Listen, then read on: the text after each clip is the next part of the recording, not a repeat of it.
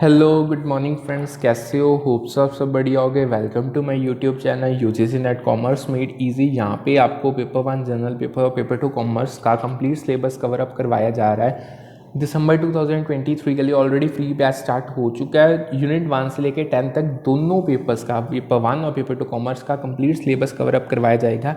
Daily basis पे structured way में classes conduct की जाती हैं, free of cost. PDF notes English और हिंदी में वो भी फ्री ऑफ कॉस्ट प्रोवाइड किए जा रहे हैं। प्रीवियस ईयर क्वेश्चंस करवाए जाएंगे। मॉक टेस्ट डेली बेसिस पे कंडक्ट होता है, वो आप टेलीग्राम चैनल पे देख सकते हो। पीडीएफ्स के लिए, मॉक टेस्ट के लिए और डेली क्विज के लिए आपको टेलीग्राम चैनल को ज्वाइन करना पड़ेगा। 137 प्लस मेंबर्स हो चुके हैं। सो यहाँ पे इसका लिंक आपको डिस्क्रिप्शन पे अवेलेबल है। क्लासेस यूट्यूब पे मिल जाती हैं, सो वहाँ पे भी उसको भी लाइक सब्सक्राइब शेयर कर लो। बिल्कुल डेली बेसिस पे क्लासेस चलती हैं। सो दोनों चैनल्स को लाइक एंड सब्सक्राइब कर लो। आज हमारी पेपर 1 की क्लास है, यानी हमने पेपर 1 की अपनी रिसर्च एप्टीट्यूड की यूनिट स्टार्ट की हुई है। ऑलरेडी हम ये सब कुछ कर चुके हैं। आज जो हम करने जा रहे हैं वो करने जा रहे हैं स्टेप्स ऑफ रिसर्च। बहुत इंपॉर्टेंट टॉपिक है, बहुत ज़्यादा वेटेज है इसकी भी। मतलब इन मान के चलो कि काफ़ी क्वेश्चंस पूछे जाते हैं रिसर्च के। जब रिसर्च एप्टीट्यूड से क्वेश्चन आता है तो ऐसा एक भी पेपर नहीं गया होगा जहाँ पे रिसर्च के जो स्टेप्स हैं उसको टच ना किया गया हो एनटीए ने। सो बिना टाइम वेस्ट किए स्टार्ट करते हैं आज का session. Approx 192 page. So it will be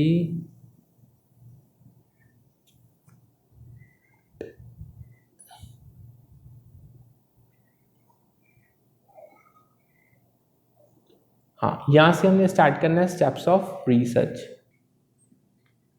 so start करते हैं। देखो, हमने रिसर्च का मीनिंग कर लिया, रिसर्च की टाइप्स भी कर ली कि मतलब रिसर्च क्या होता है।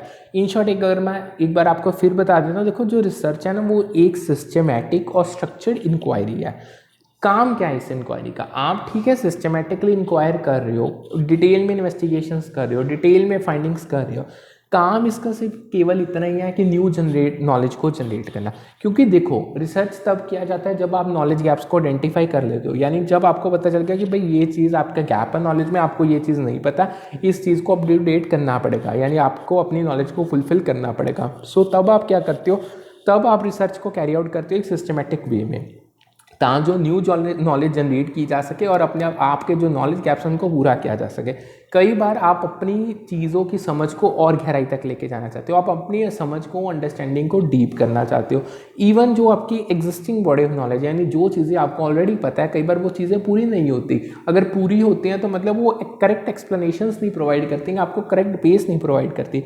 उस चीज़ में कॉन्ट्रीब्यूट करने के लिए, उस चीज़ को और बढ़िया करने के लिए भी रिसर्च किया जाता है। सो जब रिसर्च करता है ना कोई भी रिसर्चर, तो उसमें रिसर्च के टाइम में ना उसको सीरीज ऑफ स्टेप्स को फॉलो करना पड़ता है। स्टार्टिंग कहाँ से होती है? रिसर्च प्रॉब्लम की आइडेंटिफिकेशन से। और इसका अंत कहाँ पे होता है कि जब हमने पूरा रिसर्च प्रोसेस कैरी आउट कर लिया एक सिस्टमेटिक वे में, और अब हम कंक्लूजन्स दे रहे हैं और रिकमेंडेशंस दे रहे हैं अपनी फाइंडिंग के बेस में। सो ये मेजर स्टेप्स हैं रिसर्च के।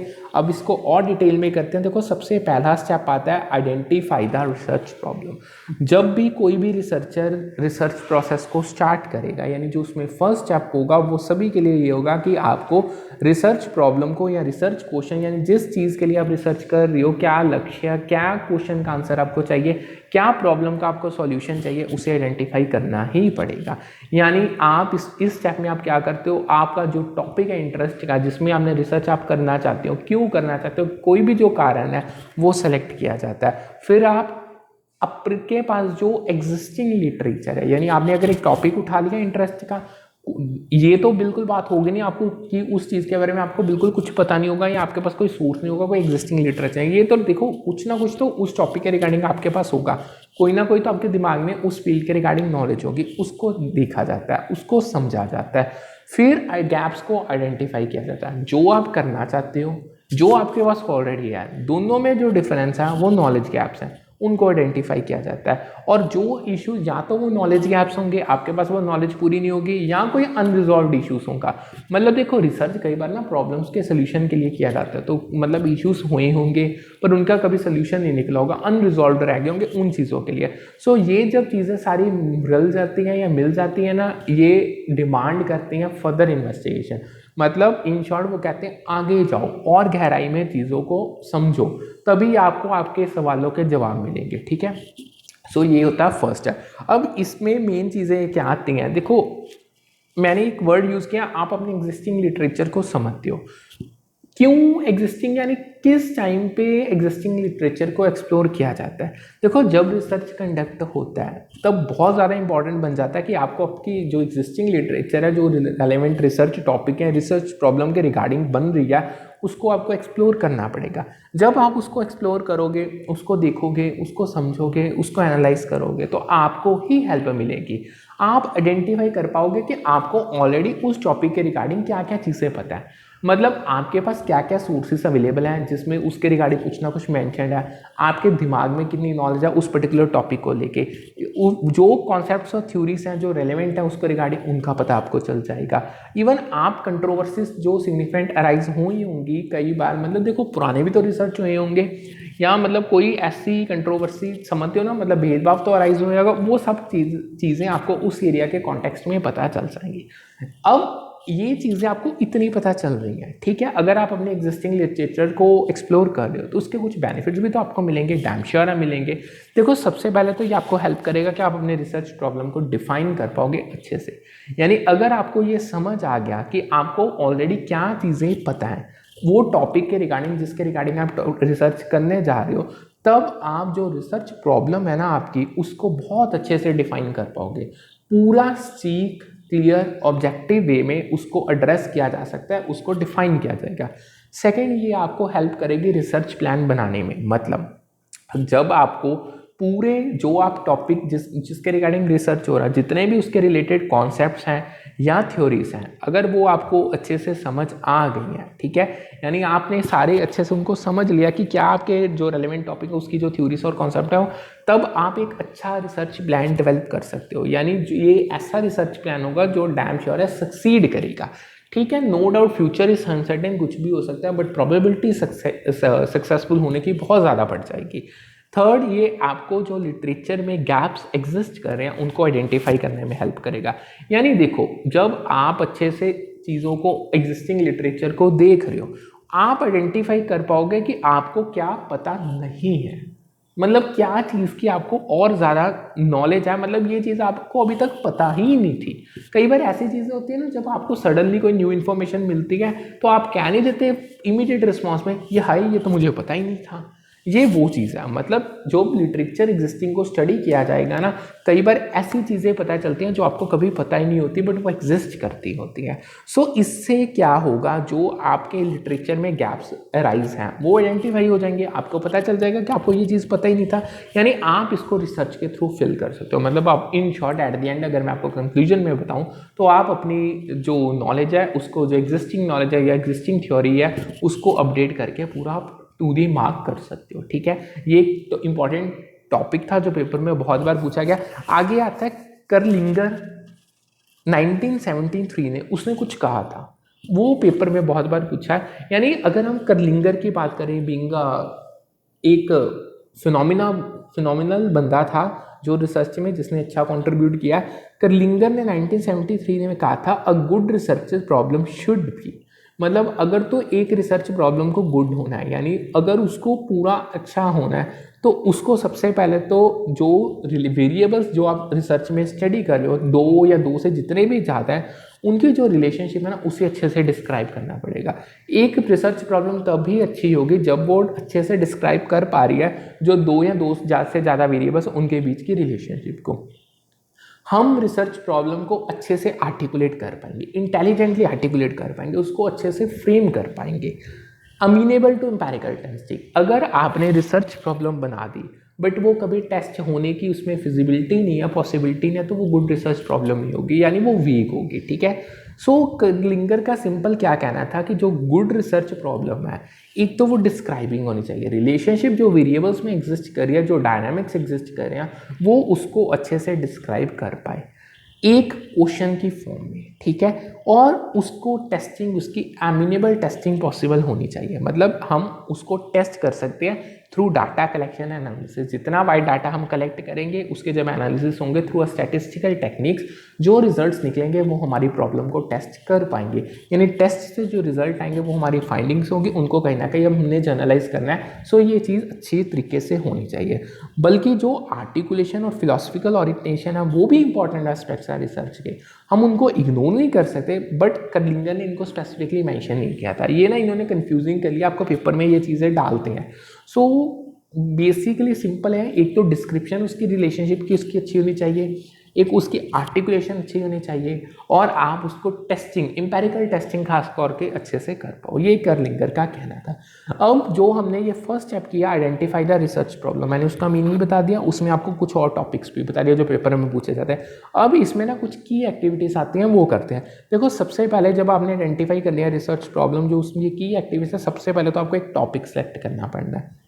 यानी आप रिसर्च के लिए एक ऐसा टॉपिक चूज़ करोगे जो आपके इंटरेस्ट के साथ मैच करता है। अगर आप कोई ऐसी चीज़ चूज़ कर लो कि जिसमें आपका इंटरेस्ट ही है ना, तो आप अपना 100% दे ही नहीं पाओगे।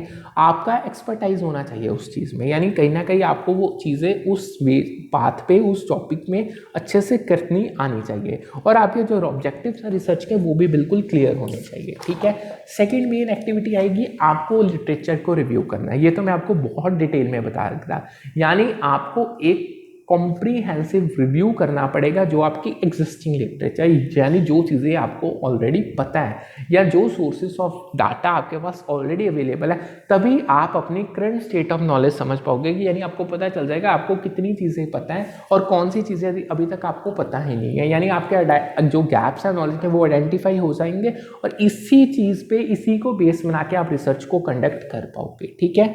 नेक्स्ट वो क्या कहते हैं कि यहाँ से है, नेक्स्ट वो क्या करेगा, आपको फॉर्मुलेट करनी पड़ेगी रिसर्च प्रॉब्लम। आपने टॉपिक सेलेक्ट कर लिया, आपने लिटरेचर को रिव्यू कर लिया, अब आप फॉर्मुलेट करो रिसर्च प्रॉब्लम। यानी आपकी जो रिसर्च प्रॉब्लम है या जो रिसर्च क्वेश्चन है जिसके रिगार्डिंग आपका रिसर्च आप पूरा कर रहे हो, यानी जिसको आपने एड्रेस करना है, उसको क्लियरली डिफाइन करना पड़ेगा। मतलब जो भी आपके रिसर्च को कभी भी देखेगा ना, उसको पता होना चाहिए कि आपने रिसर्च क्यों किया था, क्या एम था, क्या लक्ष्य था, क्या उसके पीछे का मेन रहस्य था। सो जब आप प्रॉब्लम की स्टेटमेंट कर रहे हो वो कंसाइज होनी चाहिए, स्पेसिफिक होनी चाहिए, फोकस्ड होनी चाहिए।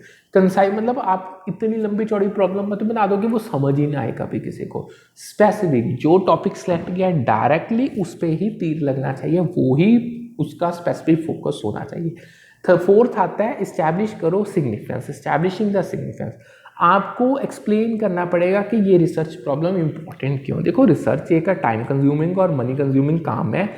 अगर आप कर रहे हो तो आपको रीज़न देना पड़ेगा ये इंपॉर्टेंट क्यों है यहाँ पे, मतलब ये चीज़ क्यों कर रहे हो, इसकी क्या ज़रूरत पड़ेगी, और आपको एड्रेस करना पड़ेगा कि ये चीज़ अगर की जाती है यहाँ पे, अगर ये इस टॉपिक को लेकर रिसर्च किया जाता है तो वो कंट्रीब्यूट करेगा to benefit of society. Practical applications उसके रियल वर्ल्ड में होंगे, रियल लाइफ सेटिंग्स में होंगे, वो फील्ड में यानी एक स्पेसिफिक डिसिप्लिन में कंट्रीब्यूट करेगा। ठीक है। लास्ट में मेजर एक्टिविटी आती है डेवलपिंग ऑब्जेक्टिव्स और हाइपोथेसिस। यानी अब आप क्या करोगे, जो आपके स्पेसिफिक रिसर्च ऑब्जेक्टिव्स हैं या जो हाइपोथेसिस है उनको फॉर्मुलेट किया जाएगा। देखो जो ये आपके रिसर्च ऑब्जेक्टिव जो हाइपोथेसिस होते हैं इनको ही टेस्ट करके आगे फाइंडिंग्स निकलती है। आप कंक्लूजन्स ड्रॉ कर पाते हो, तभी आप अपनी फाइंडिंग्स को जर्नलाइज कर पाते हो। इन शॉर्ट ये वो दो चीज़ें हैं जो ये आपको गाइड करेंगी पूरा टाइम। जब आप रिसर्च करोगे ना, मतलब आपको गाइडेंस मिलेंगी कि रिसर्च को किस किस डायरेक्शन में करना है। इन शॉर्ट ये आपको क्लियर डायरेक्शन प्रोवाइड करेगी, कैसे डाटा कलेक्ट होगा, न्यूमेरिकल डाटा होगा, क्वालिटेटिव डाटा होगा, कौन से मेथड्स के थ्रू होगा, और जब डाटा कलेक्ट हो गया तो उसको किस तरीके से एनालाइज किया जाएगा, किस तरीके से हमें अपने स्टैटिस्टिकल एनालिसिस यूज़ करने हैं, डिस्क्रिप्टिव स्टैट करना है या इन्फरेंशियल स्टैट करना है, ये सारी चीज़ें हमें पता चल जाएंगी। ये तो था first step of the research process. अब आगे बढ़ते हैं, सेकेंड स्टेप आता है रिव्यूइंग एग्जिस्टिंग लिटरेचर। पहला स्टेप ये था कि आइडेंटिफाई करो रिसर्च प्रॉब्लम, उसकी मैंने पूरी डिटेल आपको बता दी। अब आता है सेकेंड स्टेप, जब आपने प्रॉब्लम को आइडेंटिफाई कर लिया अब आप एग्जिस्टिंग लिटरेचर को रिव्यू करोगे। ठीक है। देखो जब एक बार रिसर्च प्रॉब्लम आइडेंटिफाई होगी तो डैम श्योर उसका नेक्स्ट स्टेप यही होता है कि आपको एग्जिस्टिंग लिटरेचर जो उस फील्ड की, जो उस टॉपिक के रेलेवेंट है, उसका रिव्यू करना पड़ता है, उसको चेक करना पड़ता है। जब आप उस चीज़ को अच्छे से चेक करते हो तो ये कहीं ना कहीं रिसर्चर को हेल्प करता है कि उसको एक जो टॉपिक या रिसर्च क्वेश्चन को उसने एड्रेस करना है या रिसर्च प्रॉब्लम को एड्रेस करना है, उसकी उसको ना कॉम्प्रिहेंसिव अंडरस्टैंडिंग चारों पक्षों में पूरी, मतलब कहीं पे भी ऐसी चीज़ नहीं होगी जो उसको ना पता चली होगी, वो सब कुछ पता चल जाता है। इवन उसको रेलेवेंट थ्योरीज वो आइडेंटिफाई कर लेता है, यानी इस टॉपिक के अकॉर्डिंग ऑलरेडी कौन सा काम किया गया, किन बंदों ने काम किया, कितने लेवल का काम किया, कॉन्सेप्ट्स उसको समझ आ सकते हैं। यानी इन शॉर्ट ये सारी चीज़ें कहीं ना कहीं रिसर्च डिज़ाइन बनाने में हेल्प करती है। अगर हम एग्जिस्टिंग लिटरेचर का जब रिव्यू करते हैं तो उसमें भी कुछ खास करके एक्टिविटीज़ आती है, अब उनको करते हैं। देखो सबसे पहले तो लिटरेचर को सर्च करना पड़ता है, यानी आपको जो आपके रेलेवेंट सोर्सेज है, यानी जिनको देखो एग्जिस्टिंग लिटरेचर मतलब ऑलरेडी काम हुआ है, यानी कहीं ना कहीं तो ये काम मैंशनड होगा ना, आपको वो सोर्सेज आइडेंटिफाई करने पड़ते हैं। बुक्स हो सकती हैं, जर्नल्स हो सकते हैं, आर्टिकल्स हो सकते हैं, कॉन्फ्रेंसेस माइट भी पहले हुई हो, डिजर्शंस हो सकती हैं, रिपोर्ट्स हो सकती हैं, मतलब जितने भी रेलेवेंट सोर्सेज हैं जहाँ से आपको पता चल सकता है कि भाई यहाँ पे एग्जिस्टिंग लिटरेचर रेलेवेंटली प्रिवेलेंट होगी, आपको उनको आइडेंटिफाई करना पड़ेगा। आप अपने अकेडमिक डाटाबेसिस को यूटिलाइज करोगे, जितने आपके सोर्सेज हैं, लाइब्रेरीज में जाओगे, लाइब्रेरीज को छांटोगे कहाँ पे कौन सी बुक पढ़ी है, वहाँ पे यहाँ से आप उसको अच्छे से समझ सकते हो। सर्च इंजन देखोगे ओवर द इंटरनेट, कहाँ पे सोर्सेज, मतलब वहाँ से आपको पता चल जाएगा कि ये रिसर्च आर्टिकल इस वेबसाइट पे पढ़ा, ये जर्नल इस वेबसाइट पे पढ़ा। यानी इन शॉर्ट कहीं ना कहीं आपको कॉम्प्रिहेंसिव सर्च करना पड़ेगा। मतलब जब आप सर्च कर रहे हो लिटरेचर के रिगार्डिंग, आप कोई भी चीज़ छोड़ नहीं सकते, आपको फिजिकली जाना पड़ेगा, जगह जगह पे लाइब्रेरीज विजिट करनी पड़ेंगी, इंटरनेट को खोदना पड़ेगा कि आपको पता चल सके कौन कौन से आर्टिकल्स यहाँ पे अवेलेबल है। ठीक है, सेकेंड मेजर एक्टिविटी आती है आपको सोर्सेज को इवेल्युएट करना है। पहले आपने सोर्सेज आइडेंटिफाई कर लिए, अब आप इवेल्युएट करो। देखो कई सोर्सेज तो बहुत मिल जाएंगे आपको, बट वो क्वालिटी, क्रेडिबिलिटी और उनका रेलेवेंस आपको चेक करना पड़ेगा।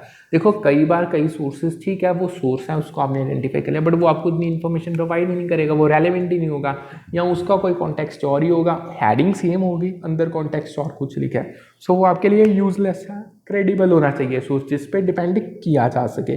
सो आपको बहुत सारे फैक्टर्स को कंसीडर करने पड़ेगा। आपको ऑथर्स के क्रेडेंशियल्स चेक करने पड़ेंगे कि यानी ऑथर का काम जब किया गया था वो कितने लेवल का था काम।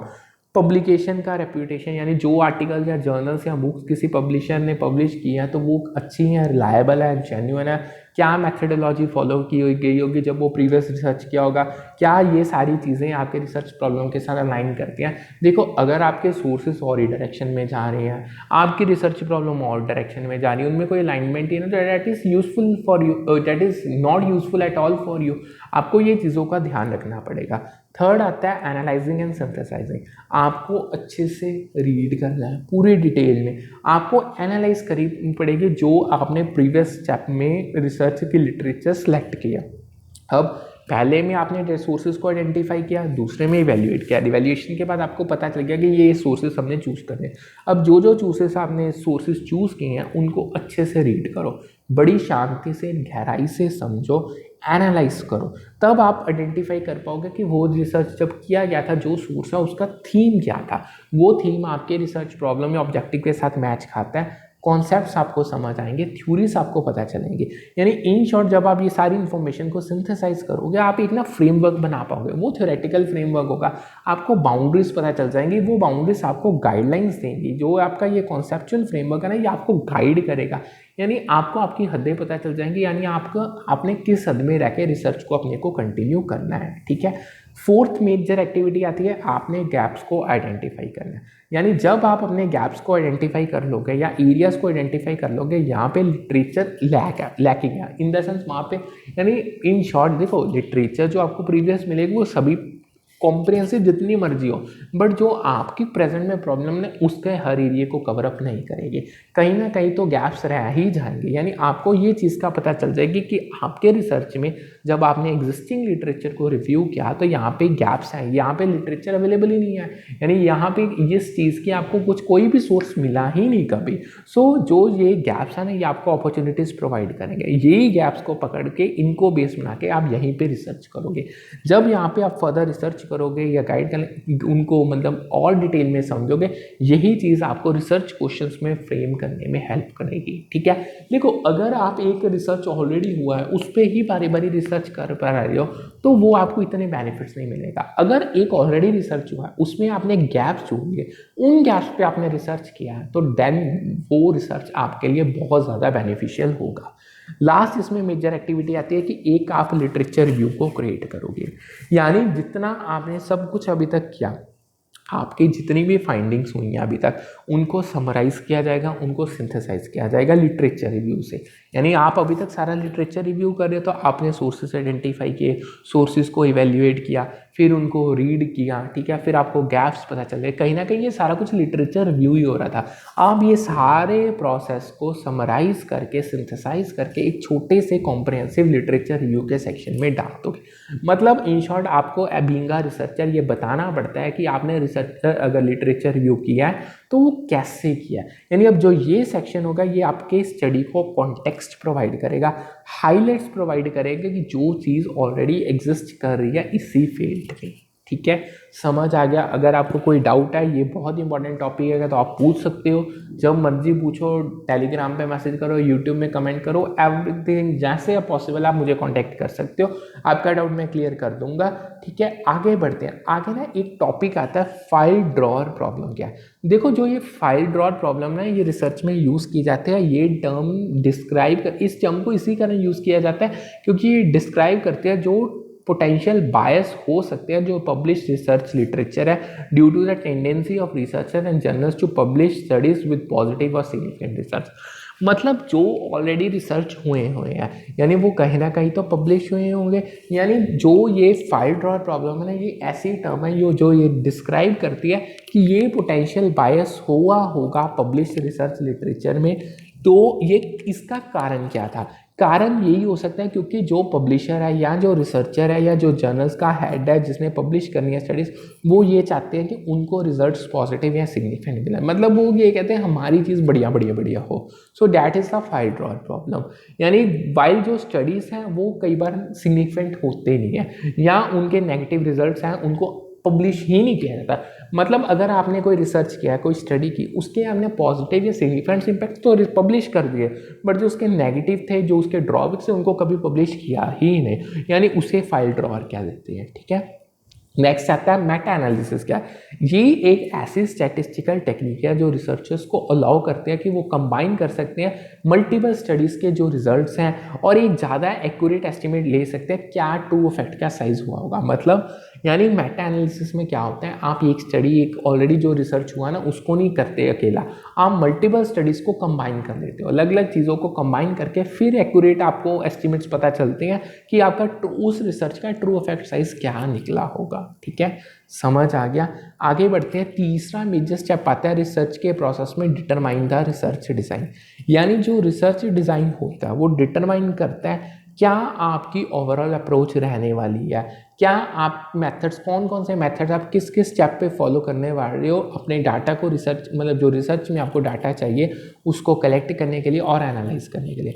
यानी सिंपल वे में अगर मैं बताऊं, जब रिसर्च डिज़ाइन बनाया जाता है, रिसर्च डिज़ाइन में ये सारी चीज़ें डिटेल में मेंशन होती है कि आपका तरीका क्या रहने वाला है, यानी आपकी मेथडोलॉजी क्या रहने वाली है, कौन कौन से मेथड्स आपके रिसर्च प्रोसेस में यूज़ किए जाएंगे अलग अलग स्टेप्स में डाटा कलेक्शन के लिए और उनके एनालिसिस के लिए। अब इसमें आप डिसीजंस लोगे कि रिसर्च अप्रोच के रिगार्डिंग, यानी अप्रोच क्या होगी, आपका तरीका क्या होगा, कौन कौन से डाटा कलेक्शन मेथड होंगे, क्योंकि न्यूमरस मेथड्स अवेलेबल है। डाटा भी दो टाइप का, कौन से टाइप के डाटा को कौन सा मेथड कलेक्ट करेगा, सैम्पलिंग आपकी कैसी होगी, जब आपका डाटा कलेक्ट होगा थ्रू डिफरेंट मेथड, उसको एनालिसिस के लिए जो टेक्निक्स यूज़ होगी उनकी कौन से टाइप्स होंगी, ये सब कुछ आपके रिसर्च डिज़ाइन में, यानी ये being a third step of the research process बहुत इंपॉर्टेंट है। अब इसमें भी कुछ की एक्टिविटीज़ आती है जिसमें सबसे पहले आती है आपकी रिसर्च की अप्रोच। यानी आपको चूज़ करना पड़ेगा आप क्वालिटेटिव मेथड यूज़ कर रहे हो, क्वांटिटेटिव मेथड यूज़ कर रहे हो या मिक्स्ड मेथड, यानी दोनों के कॉम्बिनेशन को यूज़ कर रहे हो। अब ये चीज़ें मैंने मेथड्स तो आपको डिटेल में बता दी है, मतलब आपने ये चूज़ करके बताना आपका मेथड कौन सा होगा। अब जो ये चूजिंग है ना, इसको भी मतलब मेथड को भी चूज़ करने के लिए आपको कई डिफरेंट फैक्टर्स को स्टडी करना पड़ता है। जैसे आपको रिसर्च प्रॉब्लम देखनी पड़ेगी, यानी कौन सा मेथड आपके रिसर्च प्रॉब्लम के कॉन्टेक्स्ट में है, आपके रिसर्च के ऑब्जेक्टिव्स क्या होंगे, ठीक है, मतलब क्या लक्ष्य हैं, क्या आपके पास रिसोर्सेज अवेलेबल है। सो ये सारी चीज़ें आपको अच्छे से चेक करनी पड़ेंगी। फिर आ जाते हैं डाटा कलेक्शन मेथड। पहले आपने अपना तरीका, अप्रोच चूज़ कर ली, कौन से मेथड के थ्रू आप रिसर्च करोगे। अब आप देखोगे कि आपके डाटा कलेक्शन मेथड्स क्या होंगे, यानी आपको एक अप्रोप्रिएट डाटा कलेक्शन मेथड को चूज़ करना पड़ेगा। डाटा कलेक्ट करने के लिए सर्वे यूज़ करोगे, क्वेश्चनियर यूज़ करोगे, ऑब्जर्वेशंस करोगे, इंटरव्यूज़ करोगे, एक्सपेरिमेंट्स करोगे या हैं, डॉक्यूमेंट एनालिसिस करोगे। आगे इनकी भी टाइप्स हैं, इनकी आगे जब अगर आपने सपोज करो इंटरव्यू चुन ली तो वो स्ट्रक्चर्ड होगी या अनस्ट्रक्चर्ड होगी, ये सारी चीज़ें इनमें अच्छे से डिसाइड ऑन कर ली जाती हैं। अब जब ये चीज़ें डिसाइड ऑन होती हैं, अगेन आपको रिसर्च प्रॉब्लम की नेचर को मद्देनजर रख के ये चीज़ें डिसाइड करनी है। जो पार्टिसिपेंट्स आपके रिसर्च में इन्वॉल्व हो रहे हैं, जिन्होंने आपको इन्फॉर्मेशन देनी है, उनकी करेक्टरिस्टिक्स आपको देखनी पड़ेंगी। बीइंग इंडिविजुअल्स, वो भी अपनी वे में, अपने बिहेवियर में यूनिक होंगे। यानी हर चीज़ की कहीं ना कहीं आपको फिजिबिलिटी स्टडी करनी पड़ेगी कि वो चीज़ आपके रिसर्च के फिजिबल है, चाहे वो इकोनॉमिकली हो, चाहे टेक्निकली हो, चाहे फाइनेंशियली हो। ठीक है। सो अगर मैं आपको एक ना यहाँ पे एक क्वेश्चन कर लो, आपको प्रीवियस ईयर पेपर में क्वेश्चन आया था, लिस्ट दी थी, मैच करना था। एक तरफ आपको डाटा कलेक्शन मेथड दे दिया था, दूसरी तरफ उनका मेथड ऑफ डाटा कलेक्शन, मतलब दोनों उसकी डिस्क्रिप्शन थी। देखो जो स्ट्रक्चर्ड इंटरव्यू होती है वो ऑलवेज फेस टू फेस है, यानी मतलब इंटरव्यू का मतलब ये एक इंटरव्यूअर होगा, एक इंटरव्यू होगा, फेस टू फेस बैठेंगे, इंटरव्यूअर क्वेश्चंस पूछता जाएगा, इंटरव्यू आंसर देता जाएगा और जो डाटा कलेक्ट हो जाएगा। जो ईमेल होता है वो एम्बेडेड एरर होता है, मतलब एम्बेडेड होता है। अगर ईमेल आपने जिस बंदे को भेजा वो उसको, वही बंदा उसको देख सकता है, वो उसके रिस्पॉन्स यानी जब मतलब जो बंदे को ईमेल गया वो जब ईमेल को देख लेगा, वो रिस्पॉन्स देगा, अगेन वो ईमेल वापस आ जाएगा। ठीक है। सेंसस क्या होते हैं, इसमें आप एंटायर पॉपुलेशन की न्यूमरेशन करते हो, मतलब जितनी आपकी पॉपुलेशन है सारी की सारी पॉपुलेशन को स्टडी किया जाता है। जैसे पॉपुलेशन के मतलब हमारे ह्यूमन बींग्स कितने हैं इंडिया में, जो उसके सेंसस होता है सेम वन है, ये वन एंड सेम थिंग है। जब आप रिसर्च की पॉपुलेशन सारी को ही इंक्लूड कर लेते हो रिसर्च प्रोसेस में, देन सेंसस मेथड यूज़ किया जाता है। आगे प्रोबेबिलिटी सैम्पलिंग की एक बेस्ट मेथड है सिंपल रैंडम सैंपल, यानी आप सिंपली हर बंदे के पास equal probability of being selected in the sample, यानी वो सिंपल रैंडम सैम्पलिंग होती है। ठीक है। अब तीसरी मेजर एक्टिविटी हमारे थर्ड स्टेप में क्या आती है, वो आती है सैम्पलिंग स्ट्रेटेजी आपकी क्या होगी। देखो आपने पॉपुलेशन से सैंपल ड्रॉ करना है, सैंपल को स्टडी करके उसको जो फाइंडिंग्स निकलेंगी उसको पूरी पॉपुलेशन पे अप्लाई किया जाएगा। सो आपका सैंपल बहुत अच्छा होना चाहिए। सो आपको एक अप्रोप्रिएट सैम्पलिंग स्ट्रेटेजी को डिटरमाइन करना पड़ेगा, चाहे वो प्रोबेबिलिटी सैम्पलिंग हो चाहे नॉन प्रोबेबिलिटी सैम्पलिंग हो। प्रोबेबिलिटी सैम्पलिंग मतलब जिसमें चांस ऑफ प्रोबेबिलिटी हो, मतलब चांस है, being an equal chance of being selected in the sample. Non probability sampling में सभी के पास इक्वल चांस नहीं होता, उसमें कहीं ना कहीं अपनी जजमेंट्स काम आती है। अगर मैं आपको प्रोबेबिलिटी सैम्पलिंग का बेस्ट मेथड बताऊं तो रैंडम सैम्पलिंग सबसे बेस्ट है। ठीक है।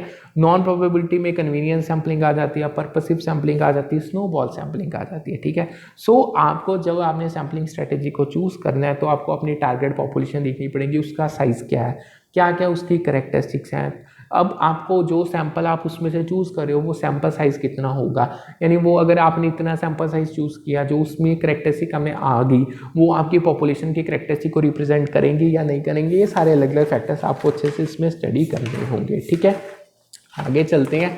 अब आगे ना एक एक लाइन आती है, वो लाइन सुनो पहले सैम्पलिंग स्ट्रेटेजी के बाद। वो क्या कह रहे हैं, the kind of a sample that is simply available to researcher by virtue of its accessibility is known as convenient sampling. यानी अगर आप सैम्पलिंग कर रहे हो तो कोई ऐसा सैंपल जो सिंपली रिसर्चर के पास अवेलेबल हो गया, जस्ट अगर उसने ऐसा सैंपल चूज किया, यानी वो जो उसको कन्वीनियंट, जो उसके पास इजीली अवेलेबल था, वो एक कन्वीनियंस सैम्पलिंग की टाइम है। यानी उसको मेहनत नहीं करनी पड़ी सैंपल बनाने में, जो सबसे पहले सैंपल उसको मिला उसने वही चूज कर लिया, that is known as convenience sampling. ये पेपर में पूछा गया था। अगर मैं इन शॉर्ट आपको डिटेल में बताऊं तो जो कन्वीनियंस सैम्पलिंग है ये ऐसी एक नॉन प्रोबेबिलिटी सैम्पलिंग टेक्निक है जहां पे जो रिसर्चर है वो सैंपल्स में जो पार्टिसिपेंट्स वो सेलेक्ट करता है उनकी अवेलेबिलिटी के बेसिस पे, यानी जितने इजीली वो अवेलेबल हैं वो सारे के, यानी जितने पार्टिसिपेंट्स इजीली अवेलेबल है वो चूज़ किए जाते हैं सैंपल में।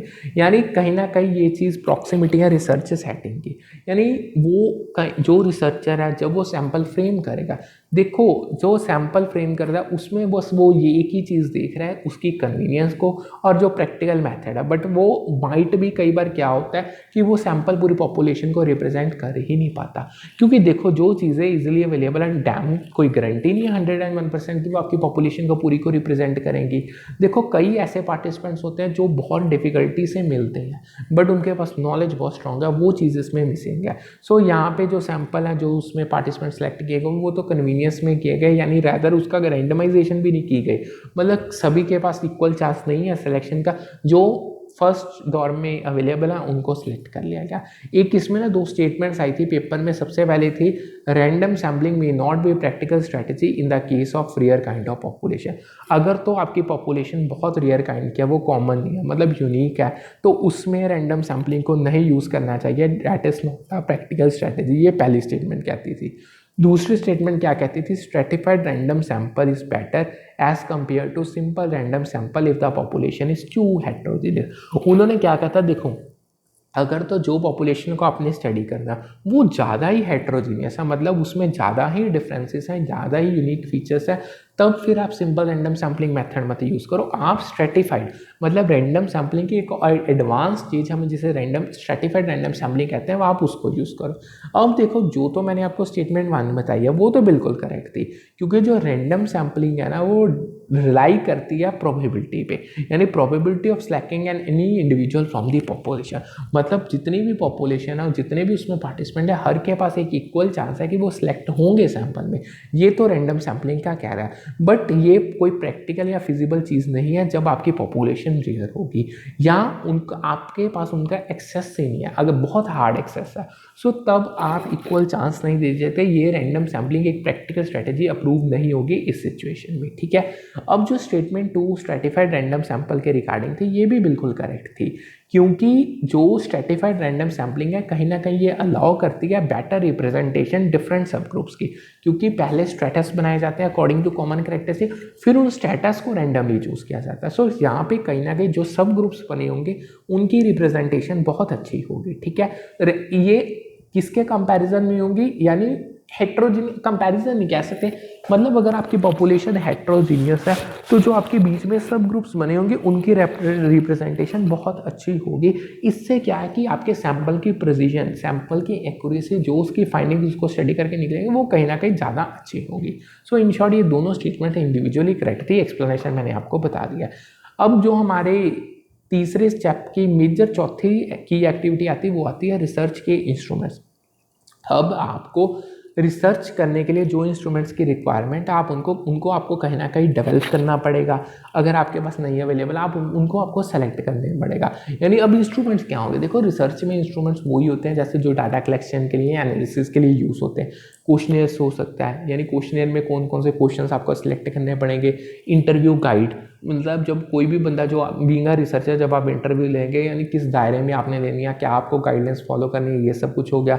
आपके ऑब्जर्वेशन प्रोटोकॉल्स क्या होंगे? अगर आप ऑब्जर्वेशन के थ्रू डाटा कलेक्ट कर रहे हो, किसी बंदे को ऑब्जर्व कर रहे हो, तो आपको एक प्रोटोकॉल को फॉलो तो करना ही पड़ेगा, मतलब आपको एक सिस्टम को फॉलो करना पड़ेगा, गाइडलाइंस को फॉलो करना पड़ेगा। ये सारे रिसर्च इंस्ट्रूमेंट्स में आ जाते हैं। देखो, जितने ये इंस्ट्रूमेंट्स वैलिड होंगे, रिलायबल होंगे और आपके रिसर्च ऑब्जेक्टिव्स के साथ अलाइन करेंगे, उतना ही आपका रिसर्च अच्छा होगा। सो कहीं ना कहीं आपको ये इंश्योर करना पड़ेगा कि जो रिसर्च इंस्ट्रूमेंट्स आपको रिसर्च के प्रोसेस में यूज़ करोगे वो वैलिड होने चाहिए। मतलब उनको जितनी मर्जी कंसिस्टेंटली आप अप्लाई कर लो, इम्प्लाई कर लो, उनके रिजल्ट सेम ही निकलेंगे, ठीक है। और रिलायबल, आप उन पर डिपेंड कर सकते हो। आपके रिसर्च ऑब्जेक्टिव्स पे ही उनको इवॉल्व करना पड़ेगा। नेक्स्ट हमारे पास आती हैं डाटा एनालिसिस टेक्निक्स, ठीक है।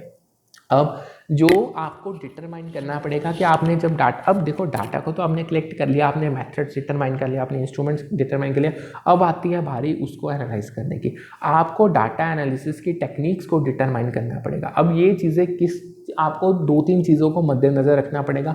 एक तो आपको देखना पड़ेगा कि रिसर्च की अप्रोच क्या, कौन सा मेथड आप फॉलो कर रहे हो। उसके बाद आपके डाटा के टाइप क्या, क्वांटिटेटिव है या क्वालिटेटिव है, ठीक है। सो ऐसी 2-3-4 मेजर चीज़ें जिनको आपको ऑब्जर्व करना पड़ेगा, उनको बेस बनाना पड़ेगा।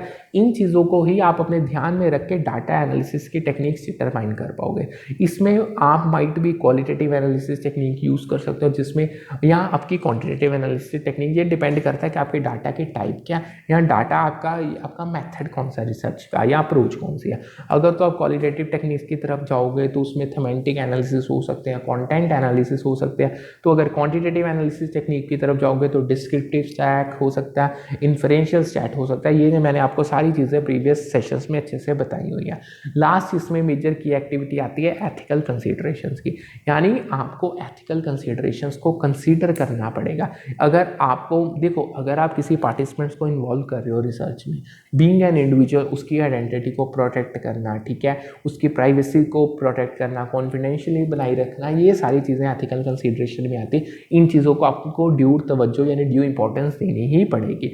आपके पास हर पार्टिसिपेंट का इन्फॉर्म कंसेंट होना चाहिए, मतलब वो अपनी मर्जी से आपके रिसर्च में कॉन्ट्रीब्यूट करेगा, हेल्प करेगा, आपने उसको फोर्स नहीं किया, ठीक है। उसकी पार्टिसिपेंट की प्राइवेसी बना के रखना आपकी जिम्मेवारी है, उसको कभी भी पब्लिक नहीं होना देना। कॉन्फिडेंशियली जो डाटा उसने आपको प्रोवाइड किया उसकी मेंटेन करनी पड़ेगी, यानी कहीं भी किसी भी टाइप का उसको कोई पोटेंशियल रिस्क या बेनिफिट नहीं होना चाहिए, ठीक है। सो जब आप एथिकल गाइडलाइंस के साथ जो कंप्लाइंस, अगर आप एथिकल गाइडलाइंस को सही से फॉलो कर रहे हो तो आपको इंश्योर करना पड़ेगा कि मतलब इन शॉर्ट आप एथिकल गाइडलाइंस को कंप्लाई कर रहे हो, और आपको जितने भी नेसेसरी अप्रूवल्स हैं एथिक्स रिव्यू बोर्ड से वो लेने पड़ेंगे, उनको आपको टाइम से लेना ही पड़ेगा, ठीक है। अब इसमें एक और क्वेश्चन आया था, मतलब पेपर में वो आया था, एलिमेंट्स क्या है क्रॉस सेक्शनल डिज़ाइन के, ठीक है। सो जो क्रॉस सेक्शनल डिज़ाइन होता है, सबसे पहला जो एलिमेंट आता है, a sample of cases with inter related variation. अगर आपके पास सैम्पल है केसेस का, मतलब जो सैम्पल ऑफ केसेस, अलग अलग केसेस है, उसका अगर आपने सैम्पल है वो इंटर रिलेटेड वेरिएशंस के साथ होगा। आपको data are collected at a single point in time, यानी क्रॉस सेक्शनल डिज़ाइन में डाटा को एक पॉइंट ऑफ टाइम पे ही कलेक्ट किया जाता है। आपको रिलेशनशिप्स को एग्जामिन करना पड़ेगा जो वेरिएबल्स के बीच में एग्जिस्ट कर रहे हैं। सो यहाँ पे हमारे 3 मेजर प्रोसेसेस कंप्लीट हो चुके हैं रिसर्च के, और आगे हमारा चौथा मेन मेजर स्टेप्स कंप्लीट हो गए। अब चौथा मेन स्टेप आता है कि आपको डाटा को कलेक्ट और एनालाइज करना है, यानी जो कलेक्टेड डाटा है या जो कलेक्शन हुई है उसको अब एनालिसिस भी करना, वो किस तरीके से किया जाएगा। अब इसको डिटेल में करते हैं।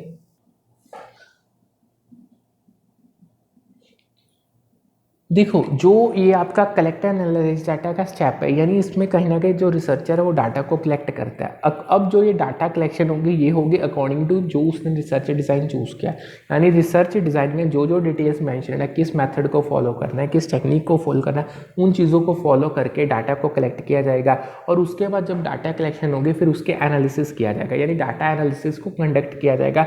तभी आप देखो, अकेला डाटा कुछ नहीं देगा, डाटा को एनालाइज करके ही आपको इंसाइट्स मिलेंगे, मीनिंगफुल इंसाइट्स मिलेंगे, आपकी फाइंडिंग्स बनेंगी, ठीक है। सो इसमें भी कुछ की एक्टिविटीज़ हैं। सबसे पहले तो ये आती है डाटा कलेक्शन। देखो, आपको एक जो आपने डाटा कलेक्शन मेथड चूज़ किया, यानी रिसर्च डिज़ाइन में आपने डाटा कलेक्शन मेथड, यानी ये डिपेंड करता है कि आपका डाटा क्वालिटेटिव था क्वांटिटेटिव था, यानी जो आपने डाटा कलेक्शन मेथड को चूज़ किया, अब उस मेथड को इम्प्लीमेंट किया जाता है और डाटा को गैदर किया जाता है उन पर्सन से, उन पार्टिसिपेंट से, सोर्सेज ने जिनको आपने सैंपल बनाते तक आइडेंटिफाई किया था या चूज़ कर लिया था। सो आपको कहीं ना कहीं रिसर्च के प्रोटोकॉल के साथ अध्ययन करना पड़ेगा।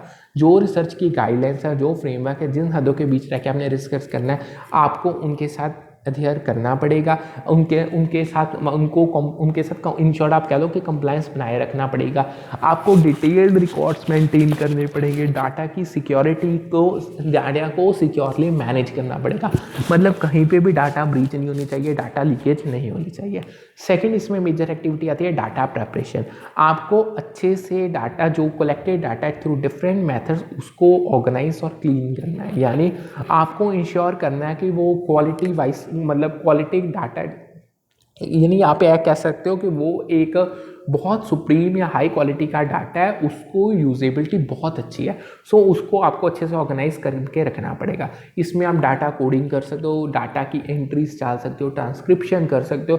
ये डिपेंड करता है कि आपका डाटा मेथड क्या था कलेक्शन का, मतलब डाटा कलेक्शन का मेथड क्या था, ठीक है। एक इसमें और पेपर में क्वेश्चन आया था मैचिंग का लिस्ट 1 और लिस्ट 2। देखो, जो लिस्ट 1 थी कोडिंग की कुछ टाइप्स दी थी और लिस्ट 2 में उसकी डिस्क्रिप्शन दी थी। जो लिस्ट 1 है वो सबसे पहले उसमें आती है सेलेक्टिव कोडिंग। इसका क्या काम है, to discover the most significant और frequent initial code that makes the most analytical sense. यानी जब सेलेक्टिव कोडिंग होते हैं ना, आप उसमें डिस्कवर करते हो जो सबसे ज़्यादा रिपीट होने वाला या सबसे ज़्यादा सिग्निफिकेंट इनिशियल कोड है, जो एक एनालिटिकल सेंस बनाता है, यानी जो एक बहुत अच्छी वैल्यू प्रोवाइड करता है। सेकेंड आता है इनिशियल कोडिंग, यानी इसमें क्या आता है, comparing data with the data, staying close to and remain open to exploring what is happening in data. मतलब आप डाटा को डाटा के साथ कंपेयर करते हो, आप ट्राई करते हो कि आप नज़दीक रहो और ओपन रहो कि डाटा में हो क्या रहा है, मतलब आप साथ के साथ क्लैरिटी प्रोवाइड करते जा रहे हो। फिर आप कंस्ट्रक्ट करोगे और एक short code and keep the code short, simple, precise and active. जब आप डाटा को डाटा के साथ कंपेयर करोगे, उसमें मतलब निगरानी रखोगे कि क्या हो रहा है, हैपन क्या हो रहा है डाटा में, फिर आप एक शॉर्ट कोड को कंडक्ट कर सकते हो, सिंपल और प्रिसाइज। यानी जो कोड आप बनाओगे वो सिंपल होना चाहिए, प्रिसाइज होना चाहिए और एक्टिव होना चाहिए। नेक्स्ट आता है फोकस्ड कोडिंग, यानी the procedure of selecting the core category, systematically relating it to other categories, validating their relationships and filling in categories that need further refinement and development.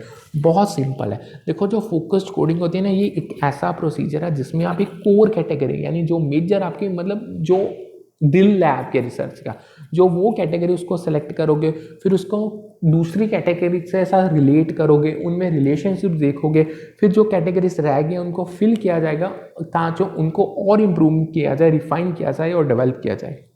Last हमारे पास आती है theoretical coding, यानी ये आपको specify करती है क्या क्या पॉसिबल रिलेशंस हो सकते हैं कैटेगरीज में और क्या उनकी इंटीग्रेटिवनेस हो सकती है, वो किस तरीके से एक दूसरे के साथ इंटीग्रेटेड है। ठीक है, आगे हमारी फोर्थ मेजर स्टेप की तीसरी जो की एक्टिविटी आती है वो आती है डाटा एनालिसिस। अब हमने डाटा तो अच्छे से कलेक्ट कर लिया, अब उसको एनालाइज किया जाएगा। देखो जब आप कलेक्टेड डाटा को एनालाइज करते हो तो आपको एक अप्रोप्रिएट डाटा एनालिसिस टेक्निक को यूज़ करना पड़ेगा। अब जो ये टेक्निक है ये अब आप यहाँ पे इम्प्लीमेंट करोगे, क्योंकि चूज़ तो ऑलरेडी आपने रिसर्च डिज़ाइन में कर लिया। इसमें क्वालिटेटिव एनालिसिस टेक्निक्स भी हो सकते हैं, क्वांटिटेटिव भी हो सकते हैं। क्वालिटेटिव में coding, categorization, thematic analysis, content analysis, ये सब कुछ मैंने आपको बता दिया। क्वांटिटेटिव में अगेन या तो डिस्क्रिप्टिव चैट होगा, या तो inferential mean, median, mode, standard deviation, ये सब कुछ हो जाएगा। ठीक है, अब आगे चलते हैं। आगे मेजर एक्टिविटी आती है इंटरप्रिटेशन, यानी जो फाइंडिंग्स और जो पैटर्न्स हमने अब डाटा को एनालाइज करके आइडेंटिफाई किए हैं।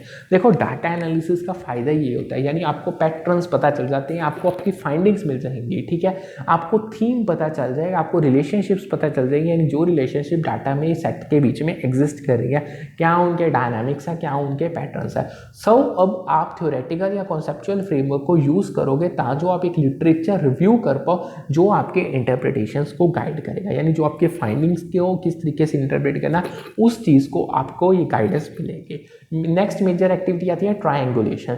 देखो जब आप ट्रायंगुलेशन को कंसीडर करते हो यानी यूज़ करते हो ट्रायंगुलेशन को, अब ये कैसे यूज़ होगी, जब आप आपके जो मल्टीपल आपके डाटा सोर्स हैं, देखो आपका सोर्स एक तो होगा नहीं, अब आप रिसर्च कर रहे हो, कोई छोटी मोटी कॉपी थोड़ी नोटबुक थोड़ी बना रहे हो जो आपका एक सोर्स होगा।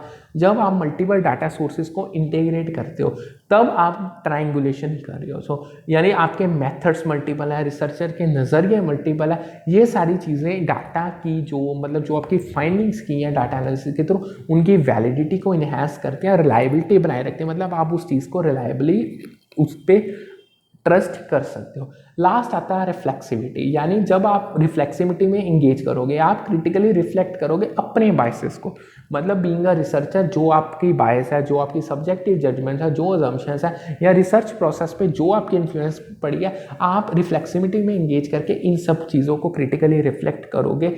जब आप रिफ्लेक्शन अपनी जो आपकी अपनी सोच है, जो आपका अपना नज़रिया, जब आप उस चीज़ को डॉक्यूमेंट रिटर्न में ले आओगे तो यहाँ पे एक चीज़ बहुत बड़ी बन जाती है कि आप खुद बता रहे हो कि आपका डाटा, यानी जब आपने खुद ये चीज़ें क्लैरिफाई कर दी, रिफ्लेक्ट कर दी, तो आपका डाटा मतलब जो आपका पूरा रिसर्च प्रोसेस है वो ट्रांसपेरेंट हो जाएगा, यानी कहीं ना कहीं जो आपकी स्टडी है वो पूरी ट्रस्टवर्दीनेस से भरी होगी। ठीक है, फिफ्थ मेजर स्टेप आता है draw conclusions and make recommendations. ठीक है, यानी आप इसमें अब रिसर्चर क्या करेगा, वो कंक्लूजन्स बनाएगा। ठीक है, अब डाटा तो उसने बहुत अच्छे से एनालाइज कर लिया और अपनी फाइंडिंग को प्रेजेंट भी कर लिया, अब बनाई जाएंगी कंक्लूजन्स।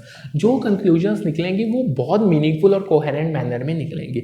अब जब आप कंक्लूजन्स बना रहे हो, कंक्लूजन्स दे रहे हो, क्या क्या आपको चीज़ें पता चली, आपके अकॉर्डिंग क्या क्या चीज़ें हुई हैं, क्या रिकमेंडेशंस होनी चाहिए, क्या आपको इंप्रूवमेंट्स चाहिए, जब ये सब कुछ जजमेंट्स और रिकमेंडेशंस में आ जाता है। इन चीज़ों के लिए भी आपको कुछ एक्टिविटीज़ को फॉलो करने का पड़ेगा। सबसे पहले तो आपको अपनी फाइंडिंग्स को समराइज करना पड़ेगा। देखो जब आप जो आपकी मेन फाइंडिंग्स है, देखो फाइंडिंग्स तो बहुत ज़्यादा होंगी क्योंकि आपने बहुत डिटेल में स्टडी की है। आपको उन मेन फाइंडिंग्स को समराइज करना पड़ेगा, उनको एक क्लियर और कंसाइज मैनर में प्रेजेंट करना पड़ेगा। मतलब एक नॉर्मल बंदा भी आपकी फाइंडिंग्स को 1 मिनट में जो उनकी समरी है उनको देख के समझ सके कि रिसर्च पूरा किस कॉन्टेक्स्ट में कंडक्ट किया गया। जब आपने ये चीज़ करनी है तो आप एप्रोप्रिएट विजुअल से यूज़ कर सकते हो, आप टेबल्स बना सकते हो अपनी फाइंडिंग्स में, ग्राफ्स यूज़ कर सकते हो, चार्ट्स कर सकते हो। इससे जो डाटा की प्रेजेंटेशन है ना वो इन्हेंस हो जाती है, वो बहुत अच्छे से होती है। नेक्स्ट आता है इंटरप्रिटेशन। अब आपने अपनी फाइंडिंग्स को समराइज कर लिया, आप अब अपनी फाइंडिंग्स को इंटरप्रेट करोगे। इंटरप्रेट किया जाएगा रिसर्च ऑब्जेक्टिव्स के कॉन्टेक्स्ट में, यानी जहां से रिसर्च हुआ था। जब आप फाइंडिंग्स को इंटरप्रेट करो उन चीज़ों का जिक्र होना ही चाहिए। एक थ्योरेटिकल फ्रेमवर्क, एक हद के अंदर अंदर रह के इंटरप्रिटेशंस होंगी, आपको उसको उनको कनेक्ट करना पड़ेगा एग्जिस्टिंग लिटरेचर के साथ। यानी कहीं ना कहीं जो इम्प्लीकेशंस है फाइंडिंग्स की उनको डिस्कस किया जाएगा और जो लिमिटेशंस और चैलेंजेस इनकाउंटर किए गए स्टडी में उनको भी बताना पड़ेगा। मतलब आप अकेले बेनिफिट्स या पोटेंशियल बेनिफिट्स ही नहीं बताओगे रिसर्च के, जो आपने चैलेंजेस फेस किए हैं, जो उसकी लिमिटेशंस है, सब कुछ डिटेल में, मतलब कोई भी चीज़ आपने छोड़नी नहीं है। थर्ड आता है कंक्लूजन। अब एक कंक्लूडिंग स्टेटमेंट प्रोवाइड की जाएगी, मतलब जो ये आपकी जो मेन फाइंडिंग्स है उसकी सिंथेसिस होंगे बहुत शॉर्ट में, जो क्लियर, जैसे देखो एक जजमेंट होती है ना, ये वो चीज़ है। यानी पूरी कंक्लूजन बहुत कंसाइज फॉर्म में, यानी ये कहीं ना कहीं आपके रिसर्च के क्वेश्चन को या रिसर्च के ऑब्जेक्टिव्स को एड्रेस करेगी। सेकंड लास्ट आता है रिकमेंडेशन। जो आपकी फाइंडिंग्स हैं उनको मद्देनजर रखते हुए आप रिकमेंडेशंस प्रपोज करोगे फ्यूचर रिसर्च के लिए। यानी जो जो चीज़ें लगा कि आपको यहाँ पे हो सकती हैं, ये चीज़ें पे इम्प्रूवमेंट चाहिए, रिफाइनमेंट्स चाहिए, रिकमेंडेशंस चाहिए, आप उनको प्रपोज करोगे। पॉलिसी इम्प्लीकेशंस बताओगे या प्रैक्टिकल एप्लीकेशंस बताओगे, ये चीज़ें कहाँ कहाँ पे रियल लाइफ सेटिंग में या नेचुरल सेटिंग में यूज़ किए जा सकती है। सो जो ये रिकमेंडेशंस होंगी ये ग्राउंडेड होनी चाहिए रिसर्च फाइंडिंग में, मतलब मेंशन्ड होनी चाहिए। ये कहीं ना कहीं ये चीज़ें कंट्रीब्यूट करेंगी एडवांसमेंट ऑफ नॉलेज और प्रैक्टिस में। ठीक है, लास्ट मेजर स्टेप आता है डिसमिनेशन का। यानी अब जो आपने रिसर्च की फाइंडिंग्स की हैं, अब आप उसको शेयर करोगे पब्लिक को। देखो अगर आप रिसर्च खुद करके सब कुछ करके अब एक कमरे में उसको बंद कर रख दोगे, उसका कोई फायदा नहीं है। आपको अपना रिसर्च प्रोसेस शेयर करना पड़ेगा। अब जितने भी, अब आप इसको शेयर कैसे कर सकते हो, बुक पब्लिश कर दो, एकेडमिक पब्लिकेशंस के साथ कांटेक्ट करो, कॉन्फ्रेंसेस में प्रेजेंटेशंस दो अपने रिसर्च की, या जो भी आपको चैनल अच्छा लगता है जिससे आपका रिसर्च ज़्यादा से ज़्यादा शेयर हो पाए उसको यूज़ करो। जितना आप कंट्रीब्यूशन करोगे उतनी आपको हेल्प मिलेगी कि आप एक ब्रॉडर एकेडमिक कम्युनिटी को और फैसिलिटेट कर पाओगे, मतलब कंट्रीब्यूट कर पाओगे ब्रॉडर एकेडमिक कम्युनिटी में। यानी हर बंदे को कहीं ना कहीं फ़ायदा हो जाएगा और ये चीज़ फैसिलिटेट करेगी जो आपकी फाइंडिंग्स हैं उनकी रियल लाइफ में प्रैक्टिकल एप्लीकेशन को। ठीक है, और अब जो 6th मेजर स्टेप आता है वो आता है रिफ्लेक्ट एंड इवेल्युएट। यानी कि देखो ये मैंने आपको करवा दिया रिफ्लेक्ट एंड इवेल्युएट। यानी जब आपकी रिसर्च स्टडी पूरी कंप्लीट हो जाएगी तब आपके लिए बहुत इंपॉर्टेंट बन जाता है आपने अपने रिसर्च प्रोसेस को रिफ्लेक्ट करना है और उसको इवेल्युएट करना है कि जो आपने रिसर्च प्रोसेस कैरी आउट किया है, ठीक है, पूरा क्या उसकी स्ट्रेंथ्स हैं, क्या उसमें लिमिटेशंस निकली और किस किस एरिया में आपके रिसर्च प्रोसेस को इम्प्रूव किया जा सकता है। जो अगेन इसमें कुछ मेजर की एक्टिविटीज आती हैं वो है सबसे पहले तो रिफ्लेक्शन। यानी आपको आपके पूरे रिसर्च प्रोसेस को, रिसर्च स्टडी को पूरी डिटेल में रिफ्लेक्ट करना पड़ेगा। आपको बताना पड़ेगा कि आपने कहाँ कहाँ पे चैलेंजेस फेस किए हैं या आपको क्या क्या नया सीखने को मिला है। ठीक है, इससे आप एक इवन आपको जो आपकी लिमिटेशंस और बायसेस आपके यहाँ उसको आइडेंटिफाई करना पड़ेगा जो रिसर्च आउटकम्स को अगले बंदे की इम्पैक्ट कहीं ना कहीं कर सकते हैं। ठीक है, सेकंड आता है इवैल्यूएशन। आपको पूरे रिसर्च स्टडी को इवैल्यूएट करना पड़ा है। अब इवैल्यूएशन किसके कॉन्टेक्स्ट में, किसके टर्म्स की करना है, क्या आपका रिसर्च रीगर है, क्या वो वैलिड है, क्या उसका रिसर्च प्रॉब्लम जो आपने स्टडी किया जिसके रिगार्डिंग आपने रिसर्च प्रोसेस कंडक्ट किया उसके रिलेवेंस में है और आपके ऑब्जेक्टिव्स पूरे हो रहे हैं। यानी ये सारी चीज़ों के मद्देनजर रख के आपको इवैल्यूएशन करनी पड़ेगी। ठीक है, और आपको फाइंडिंग्स जो आपने दी है क्या वो जनरलाइज हो सकती हैं, उन पे डिपेंड किया जा सकता है, उनकी रिलायबिलिटी, ये सब चीज़ों को कंसीडर करना पड़ेगा। थर्ड आता है फीडबैक एंड रिवीजन। आप अपने पीयर से, आपके मेंटोर्स जो रिसर्च में रहे हैं, जो एक्सपर्ट्स हैं फील्ड में, उनसे आप फीडबैक लोगे। जब आपको फीडबैक मिलेगी यानी आप उनके नज़रिए को कंसीडर करोगे, उन्होंने जो सजेशंस दिया कि आप यहाँ पे इम्प्रूव कर सकते हो उन सजेशंस को इम्प्लीमेंट करोगे। इन शॉर्ट कहीं ना कहीं अब आप अपनी रिसर्च स्टडी को दोबारा से रिवाइज करोगे, रिफाइन करोगे और डिज़ाइन को रिफाइन करोगे जो आपको फीडबैक मिली है उसके बेसिस पे। लास्ट आता है कंटिन्यूस लर्निंग, यानी अब आप कहीं ना कहीं कंटिन्यूस लर्निंग में इंगेज होगे, यानी प्रोफेशनल डेवलपमेंट आपकी होगी, आप अपडेटेड रहोगे विद लेटेस्ट रिसर्च मेथोडोलॉजीज, यानी जो एडवांसमेंट्स हो रही हैं आपको एथिकल कंसिडरेशन है उनको फॉलो करना पड़ेगा। जब आप अपने रिसर्च एक्सपीरियंस और पे रिफ्लेक्ट करोगे, आइडेंटिफाई करोगे एरियाज अपने पर्सनल ग्रोथ के और इंप्रूवमेंट के, इन शॉर्ट कहीं ना कहीं देखो अगर आपने एक बार रिसर्च कर लिया तो वो रिसर्च लाइफ टाइम खत्म नहीं होता, वो चलता ही रहता है। सो आपकी नॉलेज एडवांसमेंट होती रहती है, मेथडोलॉजीज इंप्रूव होती रहती है, क्योंकि आपको चीज़ें टाइम टाइम पे पता चलती है, वो आपको इंप्रूव करने में हेल्प करती है। ठीक है, सो अगर मैं आपको पूरी कंक्लूजन में बताऊं तो जो जितने भी मैंने स्टेप्स आपको बताए हैं ये कोई एग्जॉस्टिव लिस्ट नहीं है, ये पेपर में स्टेप्स ऊपर नीचे हो सकते हैं बट इनका जो कॉन्टेक्स्ट है वो बिल्कुल सेम चलेगा। ठीक है, सो जो स्टेप्स अभी मैंने आपको बताए हैं ये कहीं ना कहीं आपको एक जनरल फ्रेमवर्क प्रोवाइड करते हैं, मतलब पूरा दायरा प्रोवाइड करते हैं, प्रोसेस प्रोवाइड करते हैं कि किस तरीके से आपको रिसर्च कंडक्ट करना है। बट यहाँ पे आपको एक ये याद रखना है जो रिसर्च है ना वो एक इटरेटिव प्रोसेस है, यानी जो ये स्टेप्स हैं मैं कई बार ये लीनियर प्रोग्रेशन में मतलब एज इट इज़ नहीं फॉलो किए जाते, ये चेंज हो सकते हैं, डिपेंड करता है रिसर्च कैसा है, कौन से लेवल का है, किस चीज़ों का किस नेचर का है। सो इनको मतलब रट्टा नहीं लगाना, आपने मतलब समझना है कि ये चीज़ें इस प्रकार हो सकती हैं। सो जो रिसर्चर है ऑफन वो क्या करते रहते हैं, वो रिविजिट या रिवाइज करते ही रहते हैं प्रीवियस स्टेप्स को, ताकि जो न्यू इंसाइट्स उनको पता चल सके, उनको चैलेंजेस जो हुए थे उनके सॉल्यूशंस मिल सके रिसर्च प्रोसेस के दौरान। सो फ्लेक्सिबिलिटी, एडेप्टेबिलिटी और अटेंशन टू डिटेल है crucial for conducting high quality research, यानी जो आपका रिसर्च प्रोसेस आप कर रहे हो एक तो वो फ्लेक्सिबल होना चाहिए, अगर आप उनके स्टेप्स को ऊपर नीचे कर ही नहीं सकते हो तो वो आपको रिजल्ट्स नहीं देगा। अडेप्टेबल होना चाहिए according to circumstances, according to situation, और अटेंशन मिलनी चाहिए। सो इन कंक्लूजन जो रिसर्च प्रोसेस है उसमें बहुत सारे स्टेप्स फॉलो किए जाते हैं जो रिसर्चर्स को गाइड करते हैं कि उन्होंने रिसर्च प्रॉब्लम को कैसे आइडेंटिफाई करना है, कंक्लूजन्स कैसे बनानी है, रिकमेंडेशंस कैसे देनी है उनकी फाइंडिंग्स पे बेस्ड पे। जो ये स्टेप्स हैं इसमें रिसर्च प्रॉब्लम आइडेंटिफाई की है, एग्जिस्टिंग लिटरेचर को रिव्यू किया जाता है, रिसर्च डिजाइन डिटरमाइन करते हो, कलेक्ट और एनालाइज करते हो, डाटा का कंक्लूजन्स देते हो, फिर अपने ही रिसर्च प्रोसेस पे रिव्यू करते हो। जब ये रिसर्चर एक पूरे ये स्टेप्स को फॉलो करता है और रिगोरस मेथड्स को इनकॉर्पोरेट करता है तो रिसर्चर एक मीनिंगफुल और इम्पैक्टफुल रिसर्च स्टडीज को कंडक्ट कर रहा है जो कंट्रीब्यूट करेंगे एग्जिस्टिंग नॉलेज और इन देयर रिस्पेक्टिव फील्ड्स में। सो ये तो था कुछ पूरा डिटेल में रिसर्च प्रोसेस। ठीक है, अब मैं ना आपको कुछ और चीज़ें बताऊंगा जो मतलब डिटेल में नहीं हम जाएंगे, बस मैं ऐसे बताऊंगा। पेपर में क्वेश्चन आया था, आपको उन्होंने कहा था, आपको उन्होंने स्टेप्स दे दिए थे 5-7 स्टेप्स, उन्होंने कहा था इसको करेक्ट सीक्वेंस में अरेंज करो being the steps of a research process, जिसे डेविड नेकमियास ने आइडेंटिफाई किया था। यो नेम ये याद रखना, मार्क माई वर्ड्स, डेविड नेकमियास ने जो जैसे रिसर्च प्रोसेस के स्टेप्स को आइडेंटिफाई किया था उसको करेक्ट सीक्वेंस में बताओ। सो सबसे पहले तो प्रॉब्लम आइडेंटिफिकेशन, डिटेल में आपको ऑलरेडी बता चुका हूँ, बिल्कुल सेम डिटेल है। So first step will be problem identification, second था कि हाइपोथेसिस को फॉर्मुलेट करो, थर्ड था रिसर्च डिजाइन करो, चौथा था डाटा को कलेक्ट करो, और पांचवा था डाटा एनालिसिस और जनरलाइजेशन। ठीक है, नेक्स्ट आता है ये एक प्रेजेंटेशन थी और दूसरे तरीके से अब इसको और एक बार क्वेश्चन पूछा गया था, वो देखो उन्होंने कहा था जो रिसर्च प्रोसेस है बीइंग एक सिस्टमेटिक और ऑर्गेनाइज्ड अप्रोच है आपके रिसर्च क्वेश्चंस के आंसर लेने के लिए। सो इसमें बहुत सारे स्टेप्स आते हैं, वो स्टेप्स को करेक्ट सीक्वेंस में अरेंज करो अगेन। ठीक है, सो एक असर्शंस दे दी थी, उसमें स्टेप्स बता दिया था, वो कहते हैं अरेंज करके बताओ।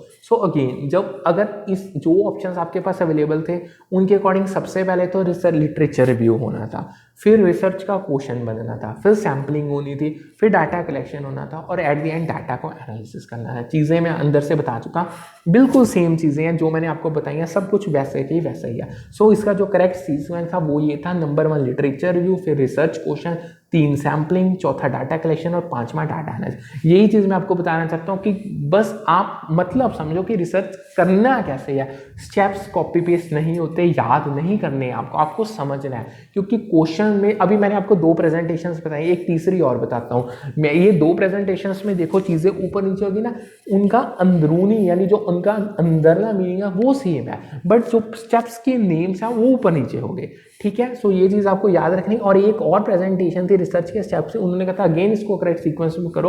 उन्होंने आपको 4 ऑप्शन अवेलेबल थी। सो वो कह रहे थे पहले रिसर्च प्रॉब्लम को डिफाइन करो, फिर फॉर्मुलेट करो रिसर्च हाइपोथेसिस को, फिर रिसर्च को और डिजाइन बनाओ, और एड में डाटा एनालिसिस करो।